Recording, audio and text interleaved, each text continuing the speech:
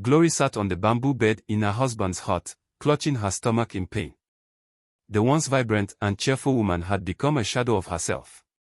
Her eyes, now sunken, held the weight of regret and suffering. She had been deceived by a self-proclaimed prophet, a man who paraded himself as a messenger from God, promising barren women the fruit of the womb. It all started when Glory and Nnamani had been childless for 5 years. As the chief of the land, Nnamani had faced growing pressure from the elders and his people to take another wife. But he loved Glory dearly and would not betray her. When she heard about Prophet Ebuka, a man many women swore had helped them conceive, desperation led her to seek his aid. The prophet had instructed her to drink a special concoction that would cleanse her womb and make it fertile. Little did she know, she was already pregnant. The harmful mixture had caused her to lose the very child she had longed for. Nnamani, enraged and heartbroken, carried his weakened wife to the palace of King Amadi. The village square was packed with concerned villagers, their mamas filling the air like a restless wind. The king, a just ruler known for his wisdom, listened intently as Nnamani recounted what had happened. This land has suffered enough deceit, Nnamani declared, his voice trembling with emotion. These fake prophets hide behind the name of a prophet to exploit the innocent.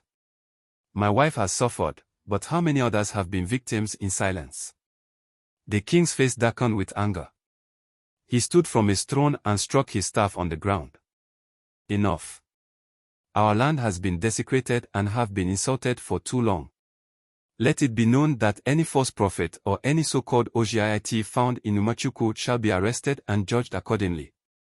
The land must be cleansed, King Amadi assured. Immediately, the king's guards were dispatched. They stormed the shrines and huts of the so-called prophets. Prophet Ebuka was found in his compound, surrounded by desperate women who knelt before him, seeking his false miracles. When the guards seized him, the women wailed, realizing they had been fooled. The trial took place in the palace courtyard, where the villagers gathered once more. Evidence was brought forth before the wise King Amadi. Other women who had suffered under the hands of these fraudsters spoke up. Some had lost pregnancies, others had fallen ill from strange herbs. When Prophet Ebuka and his accomplices could no longer deny their crimes, King Amadi pronounced his judgment. You have deceived the people, bringing suffering instead of healing. You shall be exiled from Umuchukwu, never to return. The villagers erupted in cheers. Justice had been served. Glory, though still weak, felt a sense of peace. She had suffered a great loss, but her pain had led to the protection of other women in the village. Nnamani held her hand, whispering, "We will try again, my love. Our true blessing will come in time." As the sun set over Umuchukwu, the people returned to their homes, knowing that their land was finally free from deceit.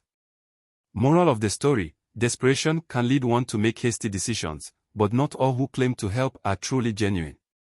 Always seek wisdom before trusting blindly, for deceit hides behind the mask of false hope.